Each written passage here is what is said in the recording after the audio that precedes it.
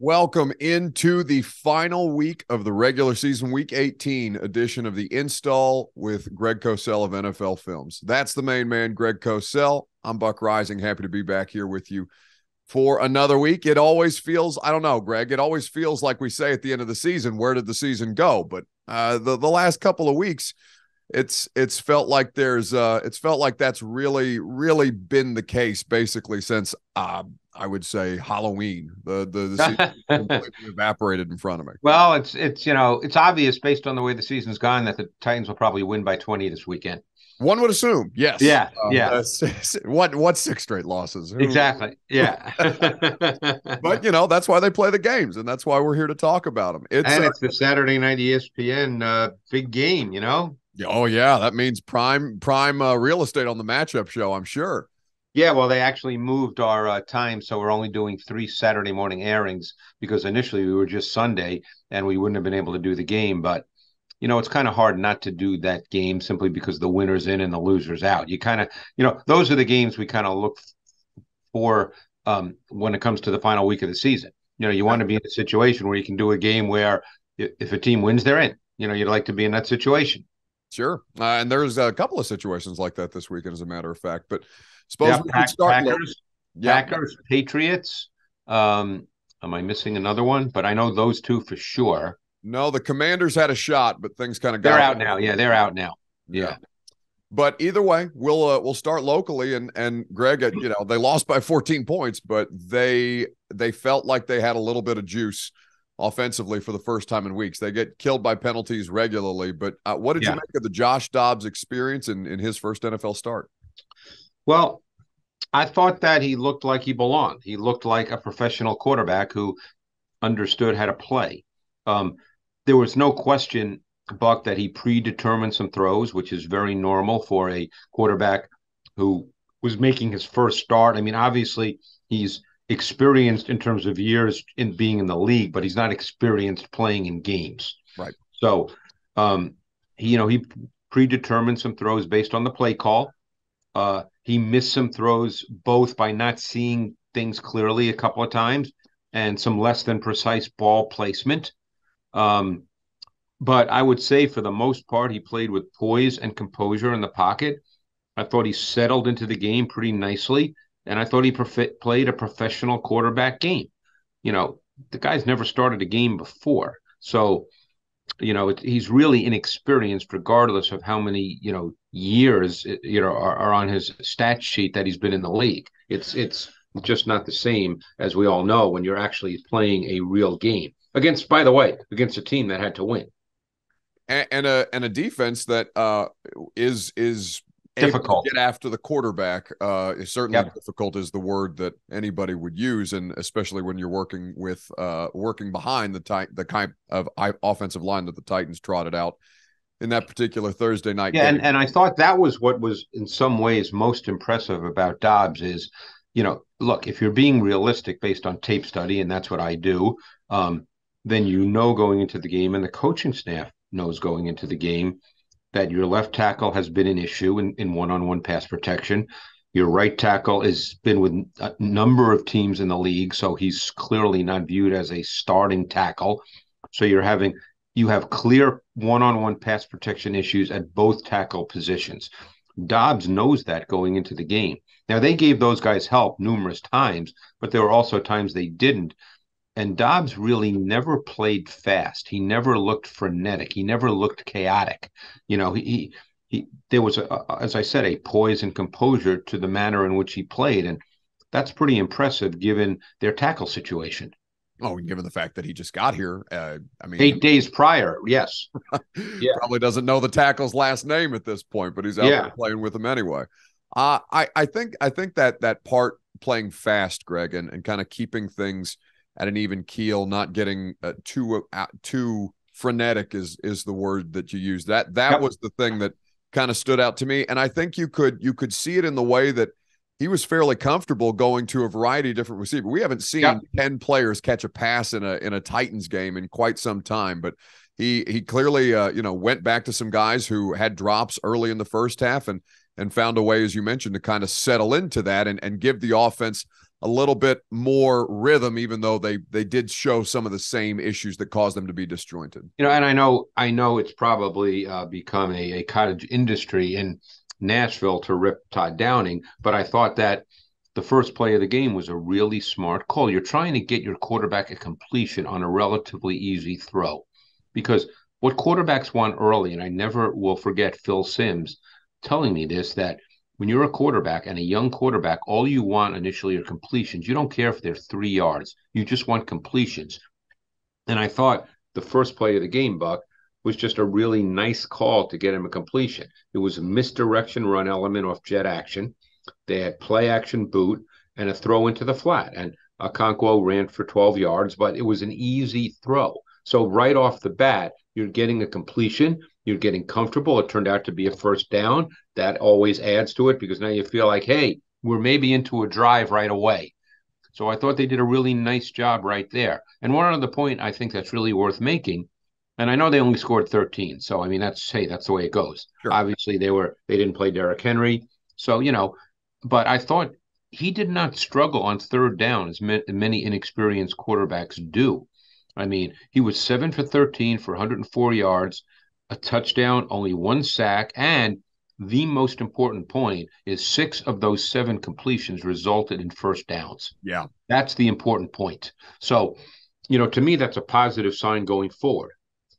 And certainly that's why they'll move forward with him as the starting quarterback against the Jags. You had to, because the difference was so visually evident. And again, this is no knock on Willis that he'll never be a good player. None of us know that. And very often players make meaningful leaps from year 1 to year 2, and that could well happen. But you could not, given what Dobbs showed, there's no way you could put Willis out there given what he had showed on tape. And that's what the coaching staff told us, Greg. It was basically like, well, we know what we have in Malik for the time being. We don't really know what we have in Josh. We'd like to give him the opportunity to go out there and show some things. And that's exactly what he did. And now that's going to put him in a big position coming up on Saturday night. You and I, Buck, know that that's coach speak for the fact that we've seen what Willis is right now, and it's not good enough. And that's the bottom line. And again, that's a tape point of view. That's not a personal, knock on Malik Willis. Like I said, we have no idea what the future holds. But right now, Malik Willis is not good enough to play as a starting quarterback.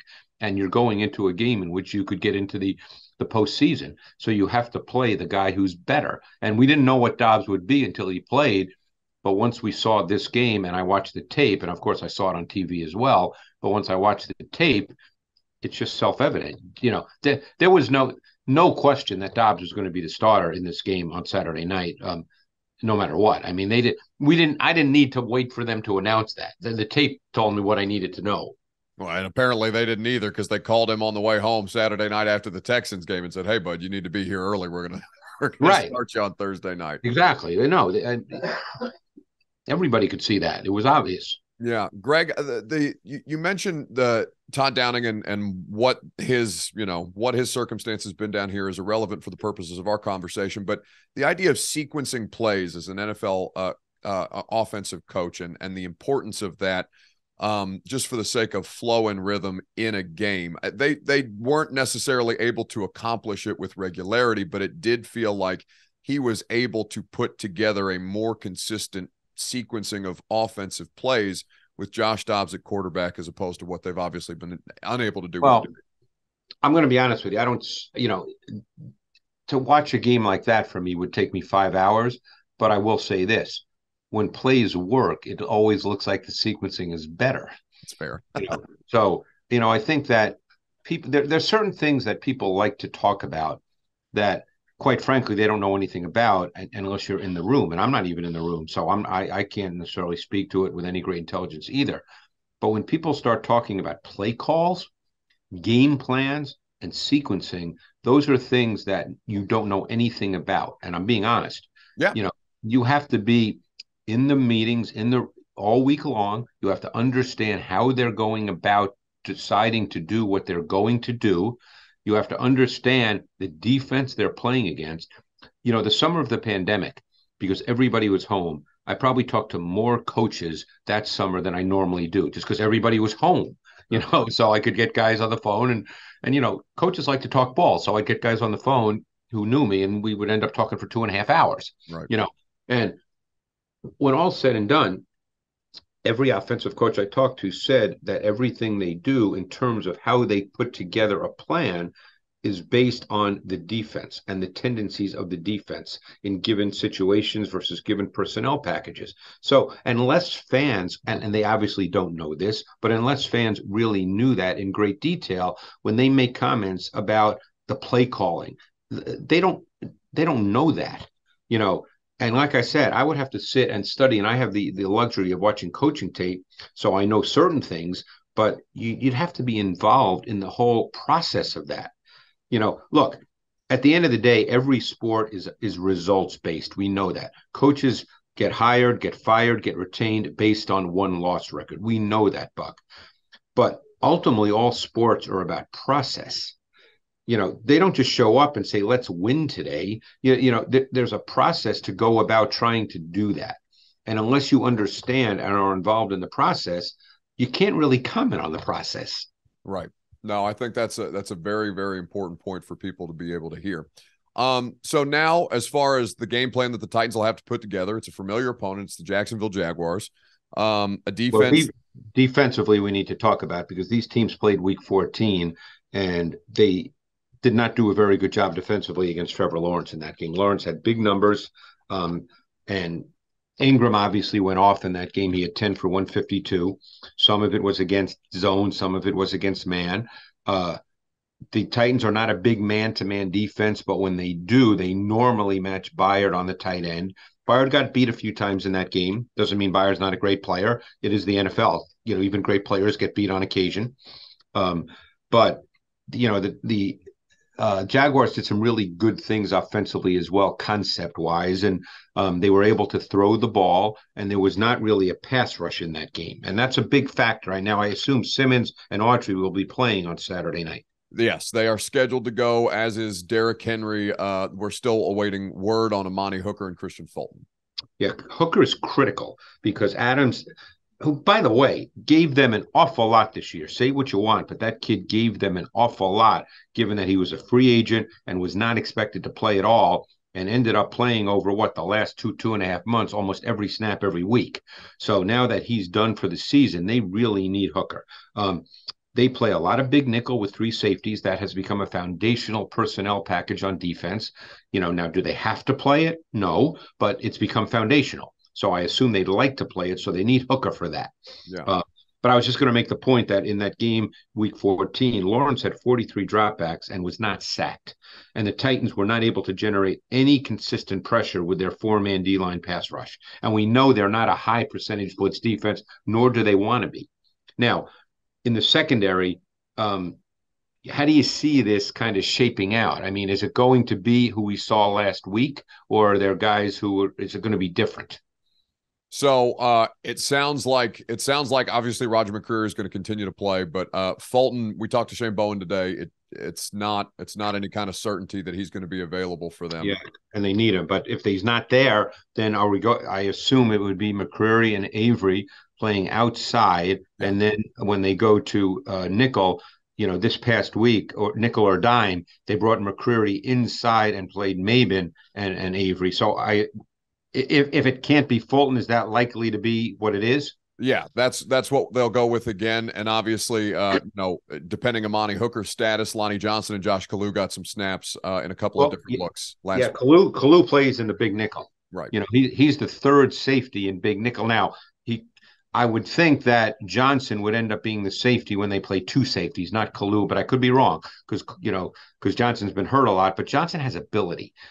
He's an athlete, and he's big, he's long, and he's athletic. So again, I don't know where he stands as far as the coaching staff, but I always thought he had a chance to be a good player, and obviously he's been in that lineup wherever he's been. Well, he was drafted highly. Certainly, he's got those athletic traits, as you mentioned. And when Andrews did go down in their 2 safety look, it was Lonnie Johnson. You mean Adams? After Adams went down. Yes. Yeah. When Adams, yes, it was Lonnie Johnson. Correct, because I made a note of that because Johnson did replace him. But in the big nickel, Kalu played. So we'll see what they do this week. They're going to have to be better on defense than they were in that first game against Jacksonville, because they're going to have to create some kind of pressure on Trevor Lawrence. And, the one thing they did really well this week, and they did it without Simmons and Autry, is they really stopped the run exceptionally well against the Cowboys. So, which is a factor as well, because ATN, ATN is an explosive back. He does run hard inside, but he can also take it to the house, which of course Elliott can't. And Pollard didn't play. So, they have to be careful about that, because ATN can take it to the house. I really did think they did perform admirably on defense, Greg. I'm glad that you mentioned that. And, Dak is going to give you a few opportunities to make an interception from time to time. It's always felt like he's been that kind of player, but I thought that the way that they did stop the run, the way that they were able to create those turnovers, they didn't get a ton of consistent pressure on Dak, but there was enough there. And given the personnel that they were using, I came away from that thinking, okay, there was certainly no lack of, you don't ever question effort from these guys, but like, no. And I never would do that. No. I never talk about that, because you'd have to see that so clearly on tape that it's so self-evident. I never question that at all. That's another thing, that when a team loses, that it's easy to say and no one really knows that. Like, I love when someone says after a team loses, well, they just didn't show up. I don't even know what that means, But anyway, the one thing that stands out about their defense, and I'm not saying it's going to change dramatically, and it's not a negative, because a lot of great defenses are very defined. They just do what they do really well. But the Titans are pretty defined on defense from a coverage perspective. They play a lot of zone on first and second down. And when they get to third down, 73% of their defensive snaps on third down are out of dime. And their most played coverage out of dime is cover one. So they're essentially a zone coverage-based defense with a lot of split safety on first and second down. And then when they get to dime on third down, they play a lot of cover one. So you mentioned the lack of pressure, obviously, against Lawrence last time, and he did well to carve him up. But when you mentioned, Greg, that the Jags on offense did some cool things that you thought against the Titans in that Week 14 game, is there something in particular that comes to mind that the audience may be able to picture in their mind's eye, I guess, for lack of it this way? When you play zone coverage concepts, there are gray areas, in terms of a particular player, whether it's a corner or a safety, because when you're playing zone, depending on what the route concepts are, you have to share routes, you have to overlap routes, because it's not man. You're not following receivers wherever they go. So different players have to be involved depending on what the route concept and route combinations are. And I thought that the Jaguars did a pretty good job in that last meeting of kind of attacking those gray areas and getting, putting guys in conflict. And, that's what teams try to do when you're facing zone coverage. And it's sometimes that's difficult. Sometimes it's not because the guy screws up. It's just that he gets put in conflict because he's got to deal with a number of different routes, or he has to react a certain way based on a route. And, then they do something else in that route combination, and he can't react to it. So I thought the Jaguars did a good job with that. And as I said, there were also some man routes. I mean, Ingram had the big game. I think the touchdown he caught later in the game, the 21-yarder, that actually was on Adams, who's obviously not playing this week. But right. But yeah, I mean, obviously that was Ingram's best game of the season, 10 for 152. He's not been doing that every week, but he's capable because he can run. Yeah, and as you mentioned, they found ways to put him in positions to succeed. Now, we know that the Titans are probably not going to drop back and pass or have Josh Dobbs attempt 39 passes game. No, that was a function of the score in that game, correct? For sure. And Derrick Henry obviously being back, fair to expect a little more running on first down as opposed to what they were doing with Dobbs in the game without Henry. But the Jags defense, Greg, they came into the last meeting not having regularly blitzing, but not necessarily done a great job at getting home. They obviously tore up the Titans, and we know the Titans' issues in pass protection. Right. What do we know about the Jags on defense and kind of what their identity is at this point? Yeah, I mean, don't forget, every team that has pretty decent edge pass rushers they're going to look a little better against against the Titans, simply because of the tackles. The tackles struggle in one-on-one pass protection. So, the Walkers of the world, the Josh Allens of the world, they're going to look better. Now, they lost Dwayne Smoot, for the season, and he was a good player because they really like to move around Smoot and Arden Key, and they did a lot. They're not the Dallas Cowboys in terms of how much they move and how good everybody is, but they do a lot of those kinds of things. They move people around. They stand people up. They come from different angles. They stunt. So you will see a lot of that. And the key, of course, the thing is, obviously, we know Dobbs can move, but you'd like to be able to have a pass game too that has structure to it. I mean, that's what you want. I've been asking for that for a month and a half. Yeah. You would absolutely like to see that. Yeah. So we'll see. But I think in terms of, let's say, coverage, I think that you're dealing with a team that plays more zone than man overall. Although they do play man. I mean, if they're not a non-man team, I would say, if I had to give a percentage, maybe a third, give or take, of their quarterback dropbacks this year would be man coverage, cover one. They do play some two-man, so that might increase that if you count that as man coverage, which of course it is. But they play both split safety and single high. They're not a one, hey, here's what they do. They do a lot of different things. So I think that while they're not a great defense, they do have some pretty good players. Oluokun is a really good player. It was a big pickup for them. It felt like this offseason. I watched them, and it seems like he gets 20 tackles every week, and he's played.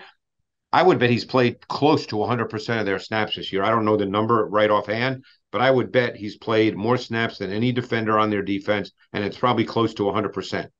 He's definitely around the football on a regular basis. So, sure is, Greg. Yep. So it's a big game. It's going to be interesting to see how it plays out one way or the other. But as we mentioned, there's a couple of teams who also have the ability to get into the postseason with their Week 18 game. The Bills and the Patriots.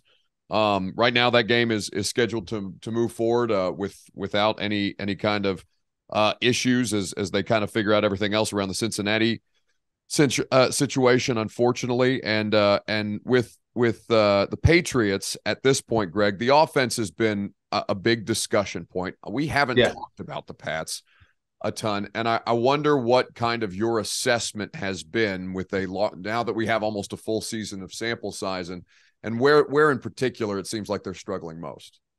Well, I think they've struggled both running and passing. I think my sense is they probably thought they'd get more out of their run game on a week-to-week basis, that they'd have more of a sustaining element. Now, Ramondre Stevenson could well get 1,000 yards depending on his performance this week against Buffalo. But, I think he's had some big games and then some games where the run game just has not been enough of a sustaining factor. And Mac Jones, he's been very up and down just in terms of what he sees. He's missed a lot of routine basic reads, and then he comes back and makes really good throws from the pocket. So he's been very up and down. The thing about missing the basic reads has really kind of surprised me, because I know a lot of people, and everybody has their opinion about this, with who the offensive coaches are, that they don't have a true offensive coach because it's Matt Patricia calling the plays and it's Joe Judge, I guess, is the quarterback coach. So, that's a debate. Again, I'm not there. I can't speak to how it's taught, how it's coached. I can't speak to that. But the point is some of the basic reads that Jones has missed have just surprised me. That's not a function of coaching. Those are basic day one install things. And as I said, then he'll come back and make a really good throw and go to the right receiver. And, when what the kind of quarterback he needs to be, Buck, okay, because he's not a big armed guy. He's not physically imposing, but he can stand in the pocket and deliver. He's tough in the pocket, and he does not have to stride to throw, and that's a really important thing. So the kind of quarterback he has to be consistently is he's got to throw it to the right receiver at the right time with the right kind of throw. That's reducing quarterback to its absolute simplest terms. But that's the way he has to play, because he doesn't give you anything beyond that for the most part. So he's capable of that. We've seen it at times. We certainly saw it last year when he was a rookie. We just haven't seen it as much this year. So, we'll see. But they've struggled offensively to generate any kind of consistency on a week-to-week basis. Yeah, the word regression feels like it gets tossed around too Yeah, much. I don't like to use that word. He's a second-year player. Right. You know, yeah. It's just been, as you mentioned, interesting to see some of the throws that he's missing that you wouldn't necessarily associate with Right. where Mac Jones was as a first year player. The Packers, Greg, and the Lions this weekend, a fascinating game for a variety of reasons. The Packers look like they've figured out a couple of different things. Obviously, the health of Aaron Rodgers is critical in this as well, and the emergence of Watson, the rookie wide receiver, has obviously done them a great deal of good. What intrigues you about this matchup, and what are you guys looking at? In some ways, what intrigues me, and I know the Lions are not automatically in if they win because Seattle would have to lose, but the Lions are a fun team to watch, Buck. They really are. Their offense is really fun. And they're a little bit old school. Jared Goff is among the best in the league at what I call conventional play action, meaning when he's under center. His numbers with that kind of play action are off the charts. And by the way, the Packers are not very good defending play action. So that's just an element of the game. Obviously the Packers are the winning in team, but I'm real curious to see that because the Lions are fun. And the Packers, they've been winning with Aaron Rodgers has not necessarily been the driving force. He's not been putting up those 350-yard, 4-touchdown, numbers. This past week they ran the ball really, really well. And I think that's important to them offensively. Now, obviously, their defense really played well this past week. We'll see how their defense does against this Lions offense. But, I think the run game is really important to them right now. The way that the Lions have been able to do this with Jared Goff in particular, Greg, I'm glad that the word fun is exactly how I think you would describe how anybody would describe him if you had the opportunity to watch many of their games this year. Is there something in particular about why play action under center works so well for Goff that stands out to you, I guess? Well, in general, there's a reason why I believe that play action under center is better than shotgun play action. Because keep this in mind, it takes longer when you're under center to get to the mesh point. So that means that second level defenders have to wait longer to see if it's a run or a pass. So in other words, your run game and your pass game can look much more the same when your quarterback's under center. When it's shotgun, it tends to be much more of a flash fake, a quick fake. And you don't always get the reaction from second level defenders that I think you'd ultimately like to get. But when you're under center, you can get more of that because they have to wait longer to see if it's a run or not a run. So that to me is one reason why I think conventional under center play action is just if you're going to do if you're a believer in that, why it works better. It makes all the sense in the world. It's going to be a fun week 18, Greg. I know you guys are excited to break it down on the NFL Matchup Show. 3 showings on Saturday. You can get it on demand on ESPN Plus and set your DVRs. Well, buddy, I'm going to fly down to Jacksonville on Friday and see if they can't, flip a switch and all of a sudden stop a 6-game losing. Hey, it's one of those weeks. We've seen this before because, Mike Vrabel, he gets guys ready to play. I wouldn't be surprised if they won this game. I'm not saying they will, and I'm not trying to be a homer. I don't talk like that, but I wouldn't be surprised. Nothing surprises me at this point, right? Nothing at all. Thanks for the time as always, buddy. All right, Buck. Appreciate it.